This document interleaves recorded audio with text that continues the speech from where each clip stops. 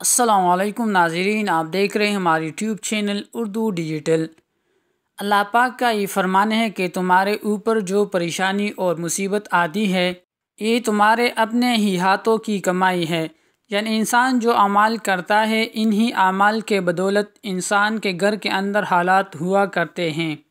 اس حوالے سے حضرت علی رضی اللہ عنہ کے فرمان سناتے ہیں کہ آپ نے عورتوں کو کون سی عادتوں کو فرمایا ہے جو ان کے گھر کو برباد کر دیتی ہے۔ حضرت علی رضی اللہ عنہ کی ایک حکایت ہے کہ ایک مرتبہ حضرت علی رضی اللہ عنہ کے پاس ایک عورت حاضر ہوئی اور کہا کہ اے امیر المؤمنین، وہ کون سی عورت ہے جو اپنی گھر کو برباد کرنے والی ہے اور اپنے گھر سے اللہ پاک کی رحمت اور برکت کو ختم کرنے والی ہے؟ تو آپ نے اس عورت سے فرمایا کہ جس عورت میں یہ ایک عادت موجود ہو تو وہ عورت اپنی گھر کو برباد کر دیتی ہے۔ اس عورت نے پوچھا کہ وہ کون سی عادت ہے؟ اس کے جواب میں حضرت علی کا کیا جواب تھا؟ یہ جواب بڑا ہی طلب غور ہے۔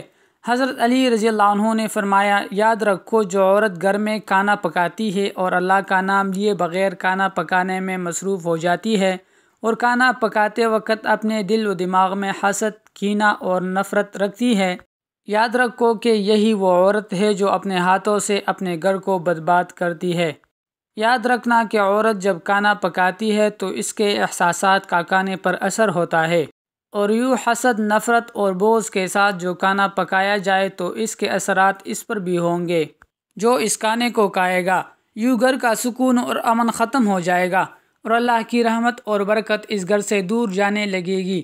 اس عورت نے حضرت علی رضی اللہ عنہ سے پوچھا کہ اے امیر المؤمنین، کہ اس سے بچنے کا کوئی حل ہے؟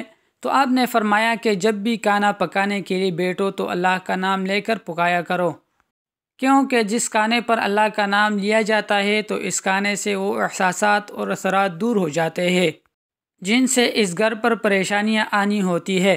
حضرت علی رضی اللہ عنہ کی اس حکایت میں یہ بات جان لی کہ حسد، کینہ اور بغض کس قدر بری چیزیں ہیں۔ یاد رہے کہ بری چیز کے اثرات بری ہوا کرتے ہیں۔ دوسری چیز جو اس حکایت سے بیان ہوئی ہے وہ اللہ کے نام کی برکت۔ جب اللہ کا نام کھانے پر پڑا جاتا ہے تو اس سے اللہ کھانے پر برکت ڈالتا ہے اور اس سے نقصانات بھی اٹھا لیتا ہے۔ یاد رہے کہ حدیث نبوی صلی اللہ علیہ وسلم میں بھی حسد اور کینہ کی سخت ممانعت فرمائی گئی ہے۔ حضرت علی رضی اللہ عنہ کا بیان ہے کہ رسول اللہ صلی اللہ علیہ وسلم نے فرمایا، ایک دوسرے سے بغض نہ رکھو اور نہ حسد کرو اور نہ غیبت کرو، اور اللہ پاک کے بندے اور بھائی بھائی بن کر رہو۔ کسی مسلمان کے لیے جائز نہیں کہ وہ اپنے بھائی سے 3 دن سے زیادہ جدا رہے، یعنی قطع تعلق کرے۔ ناظرین، اگر آپ ہمارے چینل پر نئے ہیں تو ہمارے ویڈیو کو لائک کریں، ہمارے چینل کو ضرور سبسکرائب کریں۔